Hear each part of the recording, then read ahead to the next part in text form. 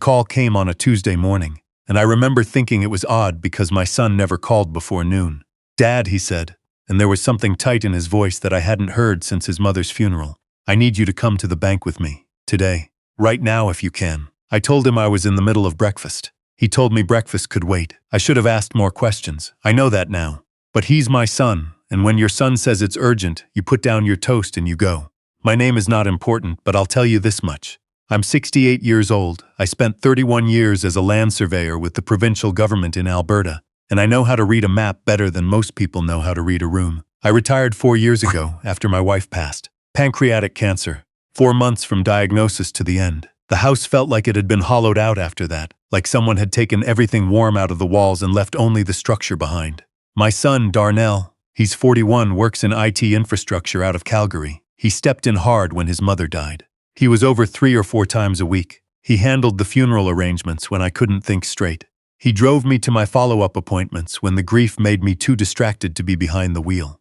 I won't pretend I didn't lean on him. I leaned hard. So when he called that Tuesday and told me to come to the bank, I didn't question it. I got in the truck and drove the 20 minutes to where he was waiting outside a TD branch on 17th Avenue. He looked tired. That was my first thought. Not worried exactly, but tired in a way that sat deeper than just a bad sleep. "What's this about?" I asked. "I need to show you something," he said. "Let's go inside." 3 months before that morning, my son had moved back into the house. He said it was temporary. He and his girlfriend, Amber, had split up after 3 years together, and the apartment they'd shared was hers. Her name on the lease. Her furniture, her city mostly. He needed somewhere to land while he figured out his next move. I told him to take the spare room. Of course I did. What father wouldn't? At first it was fine. Better than fine, honestly. The house had felt too quiet for too long.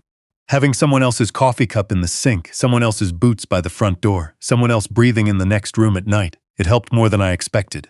Darnell cooked on Sundays. He fixed the eaves trough I'd been ignoring since September.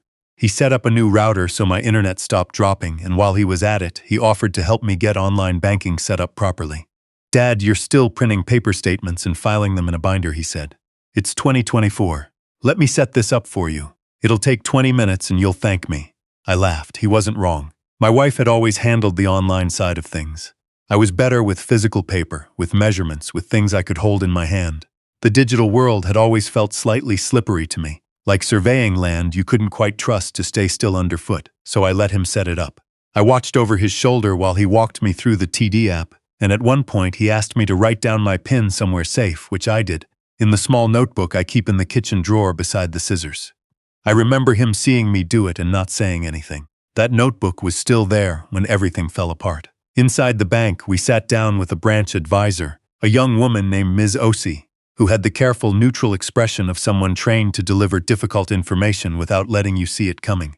Darnell slid a piece of paper across the table toward me. It was a printout of my checking account activity. I stared at it. There were 9 transfers over 6 weeks, each one between $2,000 and $3,500, moving from my account into what the printout listed as a joint savings account I did not remember opening. $31,000. Gone. "Dad," Darnell said quietly, "that account is in your name and mine." I looked up at him. "I didn't open a joint account with you," I said. My voice came out steadier than I felt. He met my eyes. "I know." The room went very still. I could hear the ambient sound of the branch keyboards, the soft thud of a stapler somewhere, and it felt very far away. "Someone opened it," Darnell continued. 3 months ago, right around when I moved in, and someone has been moving money into it ever since, then withdrawing it at ATMs. I looked back at the printout. 9 transfers, the first one on October 14th, the day after he moved in. "Who signed the account forms?" I asked. Ms. Osei answered. "The account was opened online," she said, "using your login credentials, your SIN, and a photo of your ID that was uploaded through the portal." I thought about the notebook in the kitchen drawer. I thought about the copy of my Alberta ID that I'd given him to scan when he needed proof of address to forward his mail to my house. I thought about my son sitting across from me, looking tired, and I didn't know what to say. Here is what I want you to understand about that moment, because I've talked to a lot of people since, and the question I always get is, why didn't you just know? Why didn't you see it? And the answer is the one nobody wants to hear, which is that knowing and believing are 2 entirely different things. I knew the math. I could read the printout. 9 transfers, $31,000. A joint account I never opened. A scan of my ID that only one person had access to. But believing it, believing that my son, who sat with me in the hospital the last night his mother was alive, who drove me to get my flu shot, who called me every Sunday for 3 years after the funeral, that he had done this deliberately over 6 weeks. While sleeping under my roof, that was something else entirely. I told Ms. Osi I needed a moment. We stepped outside. Darnell stayed in his chair. I stood on the sidewalk on 17th Avenue in November, and I will tell you that it was cold, that there were dead leaves flattened against the pavement, and that I stood there for a full 2 minutes before I went back inside. When I came back in, I looked at my son, and I asked him the only question that mattered. "How much is left in that account?" "Nothing," he said. "It's been emptied." I drove home alone. Darnell called 3 times before I reached the house. I let it go to voicemail. When I got inside, I sat at the kitchen table for a long time. I opened the drawer beside the scissors. The notebook was still there, but I could see where the page had been pressed flat, the way paper looks when it's been photographed, a slight dent in the spiral, the page slightly more rigid than the ones around it. He had photographed it. Of course he had. I'm not a man who cries easily. My father was from Harbor Grace, Newfoundland, and that is not a culture that makes room for that sort of thing. But I sat at that table and I felt something tear loose in my chest that I hadn't felt since we lowered my wife's casket, and it was a different kind of grief entirely. The kind that doesn't have a funeral for it. My nephew, Isaac, he's 34, works as a paralegal in Edmonton. He called me that evening. I hadn't reached out to him, but somehow he always seems to know when something is wrong. His mother is my younger sister, and she says he gets it from our side of the family. I've always thought he gets it from paying close attention. I told him what had happened. Everything, from the notebook to the joint account to the look on Darnell's face in the branch.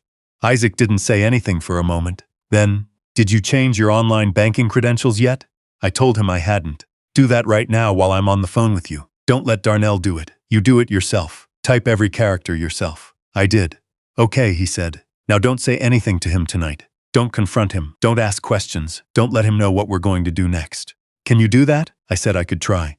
"Good," Isaac said, "because this is going to need to be handled carefully." What followed was 6 weeks that I wouldn't wish on anyone. Darnell stayed in the house. I know that probably sounds incomprehensible. Why would you let the man who stole $31,000 continue sleeping in your spare room? But Isaac explained it, and it made a cold kind of sense. If Darnell knew we were building a case, he would disappear. He had no lease, no formal arrangement, nothing tying him to the property. He could be gone in an afternoon, and once he was gone, the paper trail would go cold. So I made his coffee every morning. I watched him eat his Sunday eggs. I sat across from him at my kitchen table, the same table where my wife had paid bills and helped the kids with homework 20 years ago. And I made conversation about hockey and the weather and whether the roof was going to need replacing next spring. Every night I called Isaac. Isaac had filed a complaint with TD's fraud department and connected me with a detective from the financial crimes unit, a woman named Constable Peary, who sounded young on the phone but turned out to be anything but when we met in person. She had the quiet, methodical manner of someone who had seen exactly this kind of case many times and understood that patience was the entire game. The problem with family fraud, she told me during our first meeting, is that the victim often has the hardest time staying the course. They forgive. They explain it away. They remember who the person used to be and they give that person the benefit of the doubt long past when they should. I told her I understood. "Do you?" she said. She wasn't being unkind. She was being honest. "I'm trying to," I said. That was the best answer I had. During those 6 weeks, Darnell started behaving in ways I couldn't ignore, even though I was trying to. He started talking about my health. Small comments at first. "You look tired, Dad. And are you sleeping okay?" He started mentioning that he'd noticed me losing track of things. Had I forgotten to turn off the stove again? Had I mixed up the dates on the dental appointment? I hadn't forgotten the stove. I hadn't mixed up any dates.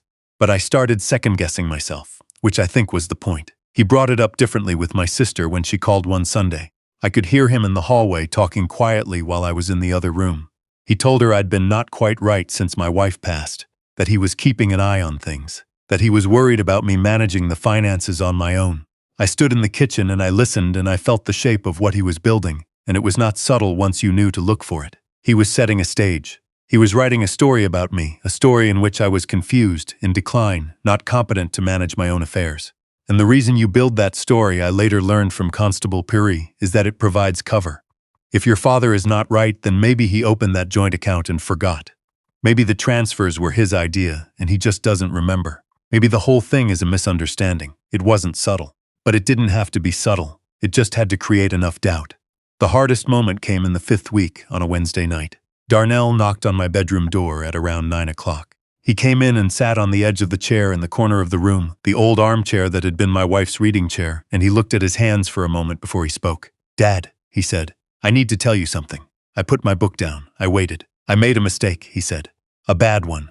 I'm in trouble, financial trouble," and I panicked. I didn't know how to ask you, and I told myself I was going to pay it all back, every cent, before you ever noticed. He looked up. "I know that was wrong. I know saying that doesn't fix it. But I need you to know it wasn't. It wasn't that I don't care about you. I do. I care about you more than anyone." There it was. He had his mother's eyes. That's the thing I couldn't stop thinking about, sitting there in the quiet of the bedroom. He had her eyes, and he was looking at me with them, and part of me wanted to say, "Forget it, it's done. We'll figure it out." Part of me has wanted to say that every day since October. But I thought about what Isaac said on the phone the first night. I thought about Constable Peary, who had asked me whether I could stay the course. I told my son I needed to think. I told him we'd talk more in the morning.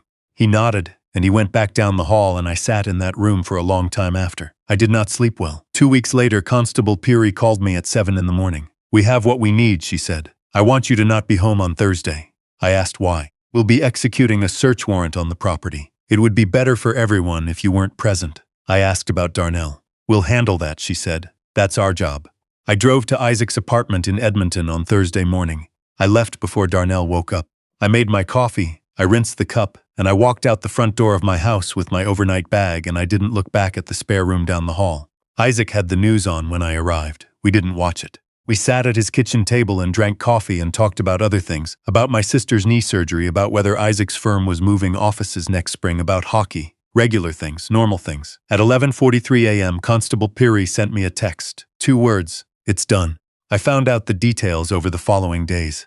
Darnell had been in debt, significant debt, the kind that accumulates when you make bad decisions about things you don't tell your family about. He owed money to people who were not patient. He had been planning this, according to the financial crimes investigation, from before he even moved back into the house. The breakup with Amber had been real, but it had also been convenient timing. The joint account was not the only account he had accessed. He had applied using my credentials for a home equity line of credit against my property. The application had been flagged by the bank's fraud detection before it went through, which was how the investigation had actually started. TD had contacted me, but the notification had gone to an email address that Darnell had changed in my profile, the same email address he had access to. If he had gotten the HELOC approved, he would have had access to the equity in my house. He would have drained it, and then I think he would have been gone. The charge was fraud over $5,000 under the Criminal Code of Canada, plus identity fraud, plus unauthorized use of a computer. Constable Peary told me there would likely be additional charges as the investigation continued. He was looking at a significant prison sentence. My sister called me the night after the arrest. She didn't say much at first, neither did I. We stayed on the line for a while, the two of us, and I could hear the particular silence of someone who doesn't know what words to reach for. Finally, she said, "How are you doing, really?" I thought about it. "I feel like I lost him twice," I said. "Once when I found out what he did, and once when I realized I'd seen it coming and talked myself out of it."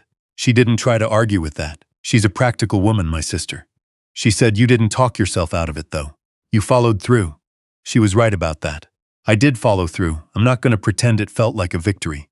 There are things I know now that I wish I had known before.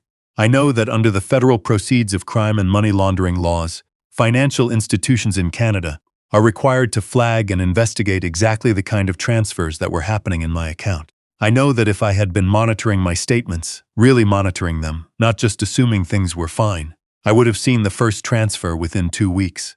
I know that a joint account cannot be opened online using only a photograph of a piece of ID and a SIN number anymore, because TD changed their verification protocols following this investigation. Small comfort, but something.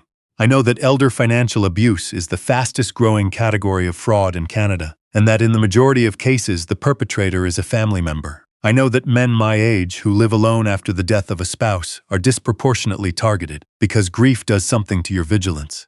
It pulls your attention inward, toward what you've lost, and away from what might still be taken. I know that if Isaac hadn't called that night, I might have confronted Darnell directly and destroyed the evidence.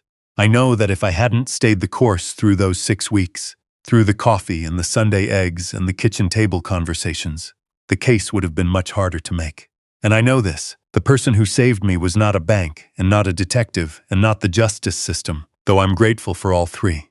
It was a 34-year-old paralegal who called me on a Tuesday night because he somehow knew something was wrong. Pay attention to who shows up for you.